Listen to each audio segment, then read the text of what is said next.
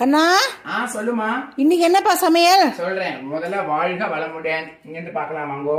நல்லா சுட சுட வடிச்ச சாதம், ஃபாலோட் பை நல்லா ஆத்து முருங்கைக்காலை போட்டு சூப்பரான ஒரு சாம்பார், தக்காளி பழம் போட்டு ரசம், அடுத்தது வந்து பாத்தீங்கன்னா கத்திரிக்காய் வெங்காயம் வந்து வறுத்த கறி, பீர்க்கங்காய் போட்டு கூட்டு, பீர்க்கங்காயோட குடலும் கொட்டையும் இருக்கு பார்த்தியா, அதை போட்டு வந்து ஒரு தொகையல் மாதிரி அரைச்சாச்சு.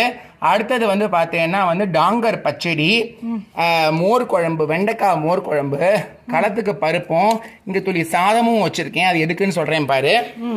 இப்போ வந்து பார்த்தீங்கன்னா வந்து இந்த சாப்பாடு வந்து துளி சாதம் வச்சுருக்கேன் பார்த்தியா. இந்த துளி சாதம் வந்து எனக்கு நான் டயட்டில் இருக்கிறதுனால அத்தனோண்டு சாதத்தில் எல்லாமே போட்டு சாப்பிடுவேன். ஏன்னா சாதம் கம்மியாக இருக்கிறதுனால வெரைட்டி நிறையா இருந்தால் தான் எனக்கும் டயட்டையும் ஃபாலோ பண்ண மாதிரி இருக்கும், சாப்பிட்ட மாதிரியும் இருக்கும். அண்ட் முக்கியமான விஷயம் பார்த்தீங்கன்னா டாங்கர் பச்சடி பண்ணியிருக்கேன். தொகையல் சாதம் போட்டு தொகையில இழுத்து பிசைஞ்சுட்டு டாங்கர் பச்சடி